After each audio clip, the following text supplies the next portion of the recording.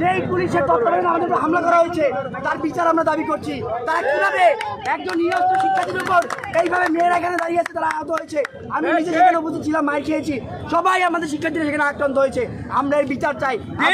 আমরা বলতে পারি যে এখানে পুলিশ, যেই পুলিশ জনগণের বন্ধু হওয়ার কথা ছিল, সেই পুলিশ আর জনগণের বিপরীতে দাঁড়িয়ে তারা বন্দুক তাক করে আমাদের দিকে। আমরা ধিক্কার জানাই। এই পুলিশ আমাদের পুলিশ না, এই পুলিশ শুধুমাত্র রক্ষাকারী পুলিশ।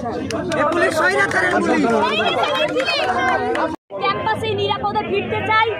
আমরা এই হামলা এবং এই যে আমাদের ভাইদের মারা হয়েছে তাদের সুষ্ঠু বিচার চাই এবং আমরা একই সাথে আমাদের এই 9 দফা বাস্তবায়ন করে আমরা এর সুষ্ঠু তদন্তের দাবি জানাচ্ছি এবং পুলিশি নির্যাতন অবিলম্বে এখনই বন্ধ করার জন্য আমরা সকল দেশবাসীকে আহ্বান জানাচ্ছি।